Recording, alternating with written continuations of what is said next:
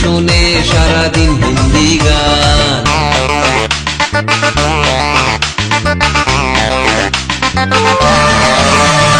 শাড়ি পরে না জিন্স পরে, রং বেরঙের বৌদি ফ্যাশন করে। বাংলা গানে বৌদির মন ভরে না, বৌদি শোনে সারাদিন হিন্দি গান। বন্ধুদের সাথে বৌদি ডিস্কোতে ঘুরে, তবুও দাদা তার সেবা করে।